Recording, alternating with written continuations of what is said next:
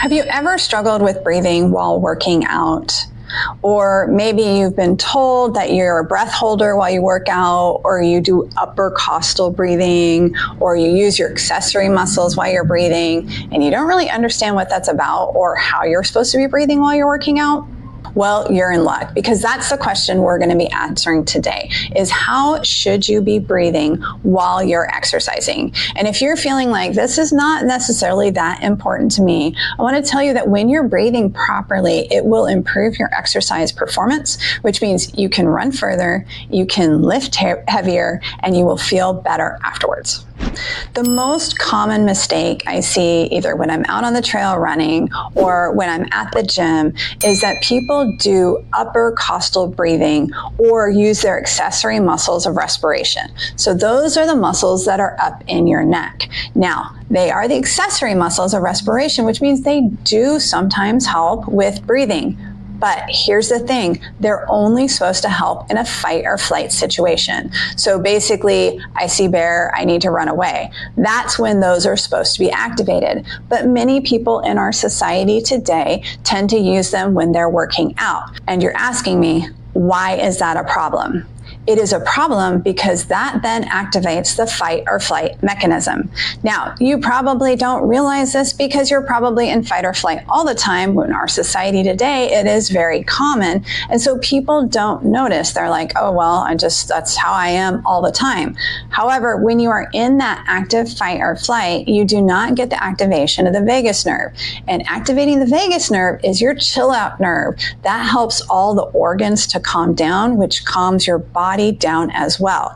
So if you find yourself constantly anxious, stressed, worried about things that are going on in the future, I get it. But one biohack that you can implement right now is breathing correctly while you're exercising. This is going to help to activate that vagus nerve, which will also help to activate those endorphins and make you feel a little bit better.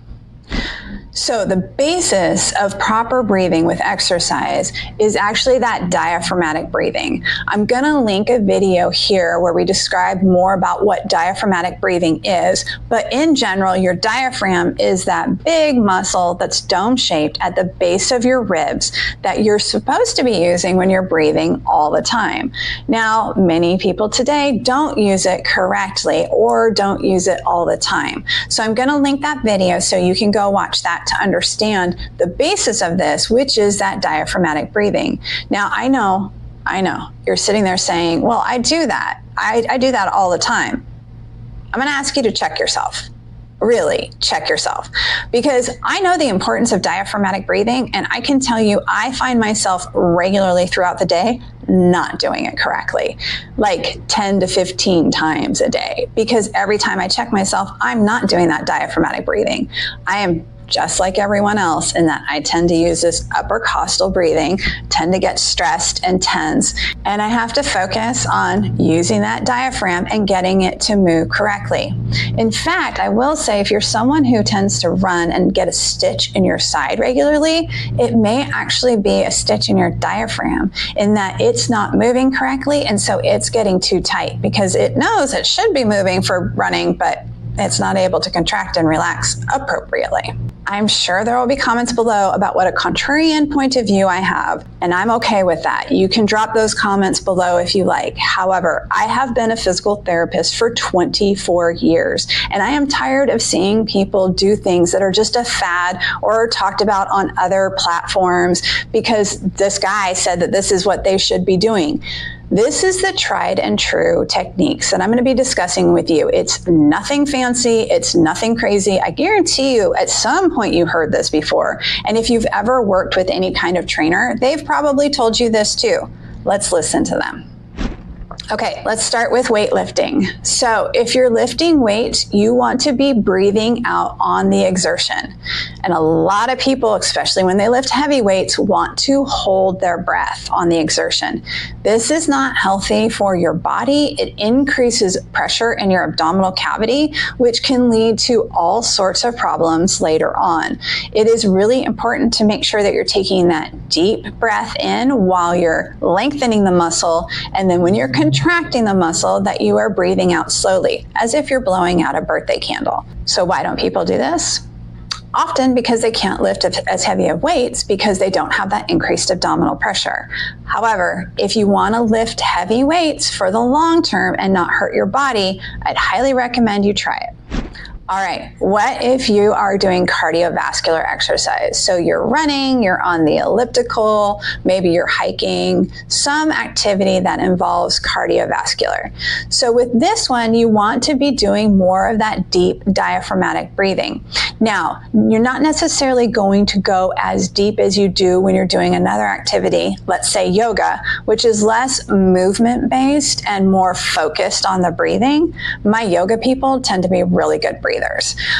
But for you runners or elliptical or just cardio junkies, you still want to be getting that deep breath and letting it out slowly. So inhale and exhale. And you want to find a pattern while you're doing that.